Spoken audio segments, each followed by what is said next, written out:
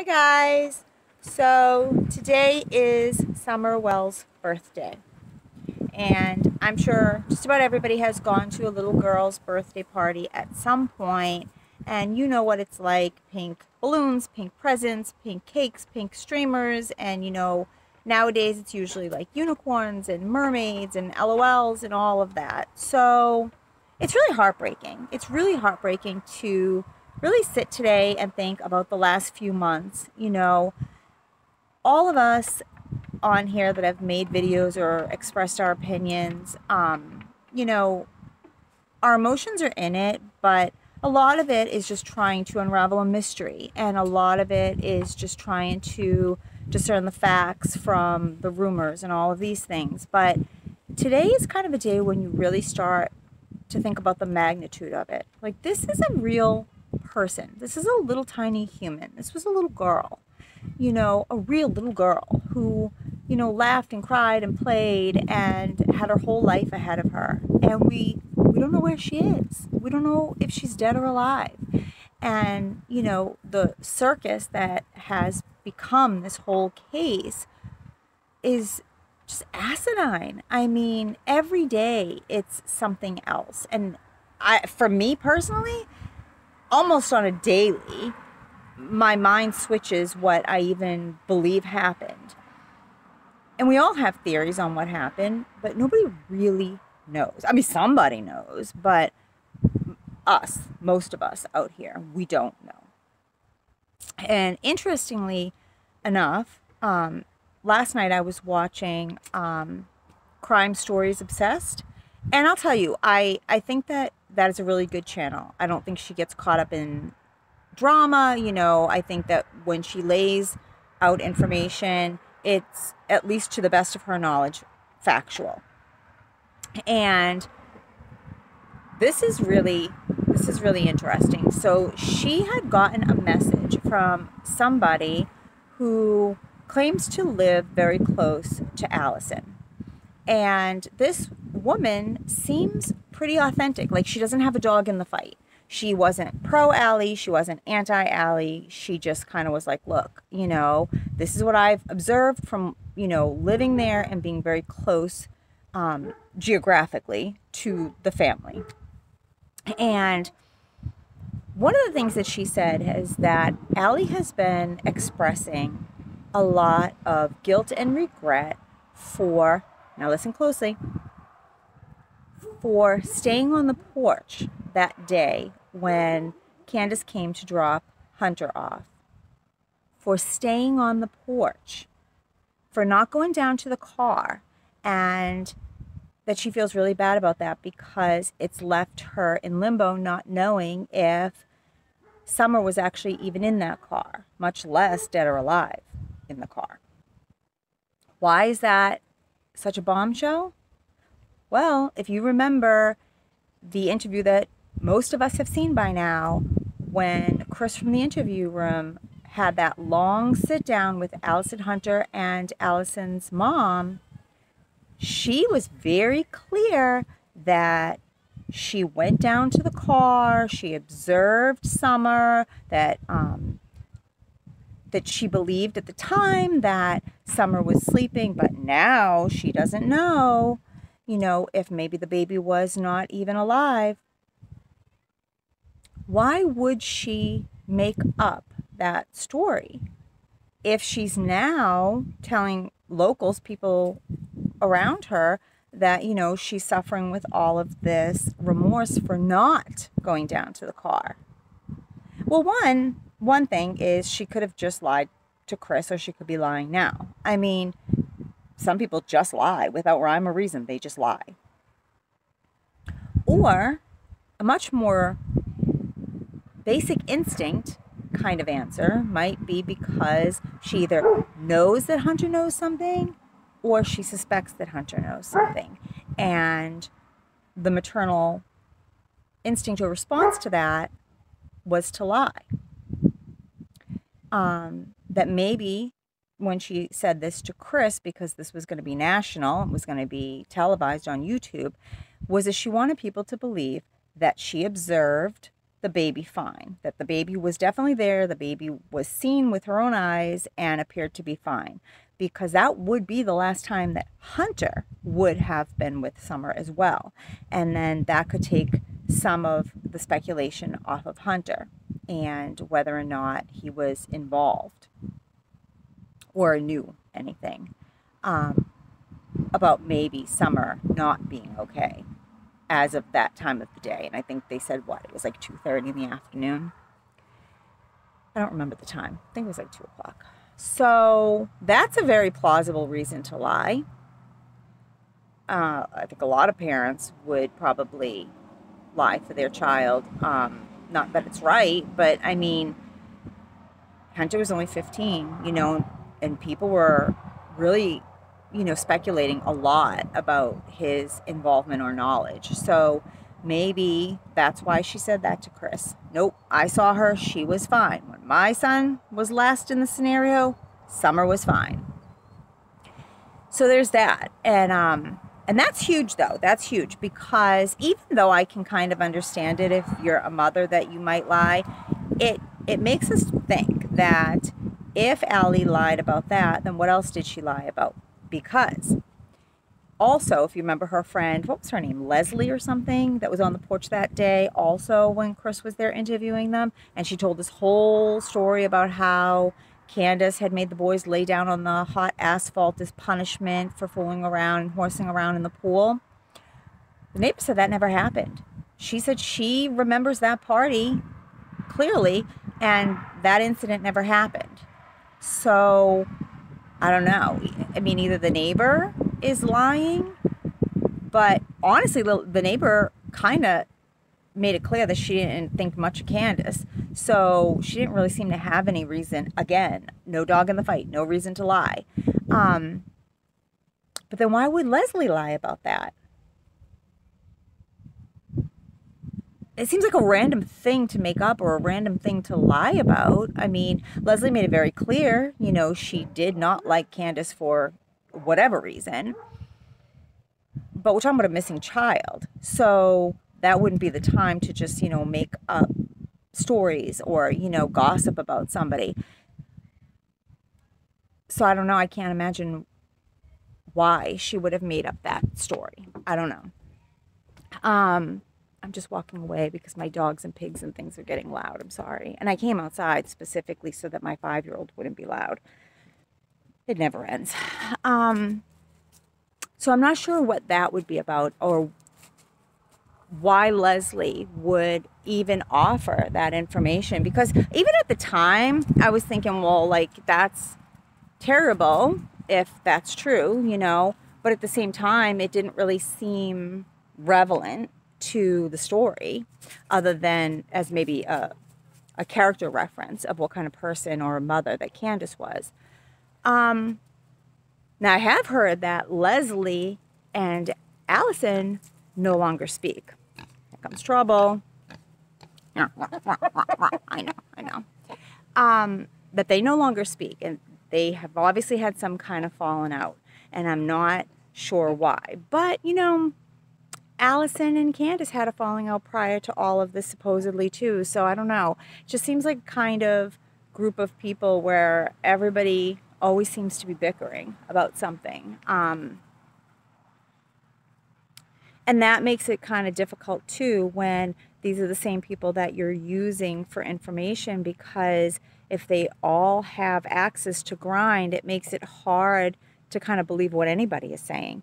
Now, as far as whether or not I think that Hunter is involved, in the beginning, I definitely thought that he knew something about that day. And especially as time went on and we started to realize that there may be a really inappropriate situation between him and Candace, I really did think that, that this child may know something. And, he's only 15. And so, you don't want to talk on it too much, because even if he was there, even if he saw something, even if he knew something, I mean, he's just a kid. And he would have been easily influenced or easily manipulated into being silent, I would think. Probably even scared, even though he puts on kind of a tough bravado. But here's my thing. From my understanding is that he is now in some kind of youth facility. And that's probably a really good place for him, because I think the kid has issues, and I don't think that home was probably the best situation for him. No offense to Allie, but I think that with this cloud over his head right now, and half of the free world speculating on his knowledge of it, I think the kid probably needs a more therapeutic setting to kind of deal with this. And I just don't know that home was a situation where those needs were going to be met. But if you think about it, so let's say that he is in some kind of therapeutic setting, then no doubt he has had really good, stable people surrounding him now who would be able to support him and talk to him and let him know that whatever happened, would not be his fault. That this would be the adults that are around him that would be solely responsible for whatever did or didn't happen. So I would think at this point that if he had some information, that it would have come out, that he would have spoke on it to somebody, that he would have confided in somebody. And maybe he did, that could be information that YouTube hasn't, become privy to, but maybe the authorities have, if he confided in somebody at this treatment facility. I don't know that it's a treatment facility, it's a youth facility, but I would think regardless that there would be therapists on site. So I would think that whatever loyalty he has to Candace, or whatever, fear he has about speaking, I would think he has enough support now that he would open up. So now I don't know. Now I don't know if Hunter actually knows anything at all. It's possible that, this is kind of a leap that we've all made just because it would make sense, right? I mean, he was with her all afternoon and then the kid goes missing. And I don't think a lot of us have been fully convinced that that happened after she dropped him off in a window of time like this big, long enough to get home, throw some milk and bread in the house, and go throw a couple of plants in a planter. Who knows? The truth is usually stranger than fiction. So yeah, that could have happened. But I think we've all thought that there has to be a bigger time span here. There has to be more that we're not being told on that timeline. So because Hunter was with her that day, I think we've all kind of assumed that, yeah, the kid has to know something. I'm so sorry that my pig is snorting. It's like chewing on my foot. But maybe not. Maybe not. Maybe he was either truly, she just picked him up and they went swimming and whatever, and then whatever happened later. Or he's a pawn. He's a pawn. They, and I don't know who they would be, but Candace, Grandma, just Candace, I don't know, Dawn, I don't know. They made sure that there was going to be another witness that day, that Summer was fine on June 15th. And so they intentionally took him with them. But, I don't know, that just would lead to a whole different thing, because now you're talking premeditated. And I would like to believe that, I wouldn't like to believe the child was abducted, but I would like to believe that, the child was either abducted and all of the adults that were supposed to care and love her are telling the truth, or that a terrible accident happened and, Candace just got scared and freaked out, and, whatever happened to this child, even if it's terrible, was at least an accident and nobody intentionally hurt, this poor little girl.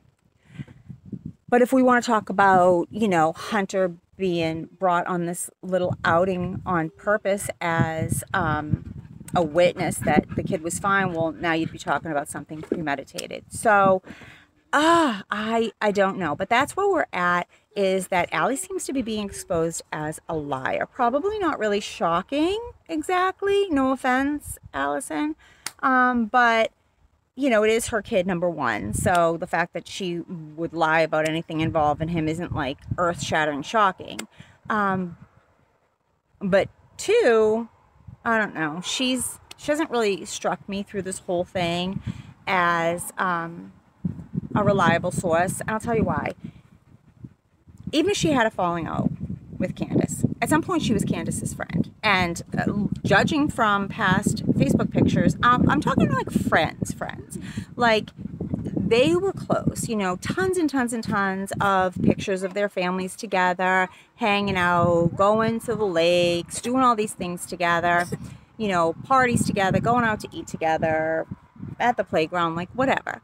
You seem to be together a lot and you seem to be really close friends. So I don't care what you had a falling out about. The fact that something like this, like her child would go missing, and that you would go on TV and start smearing her and you wouldn't like rush to her house. I mean, short of somebody hurting one of my children, even if I had some kind of dispute or falling out with a friend, if something like this, their 5-year-old went missing, occurred, I would drop everything, and I would assume most of you would too, and I would be at their door and I would be doing absolutely everything and anything to help in the situation.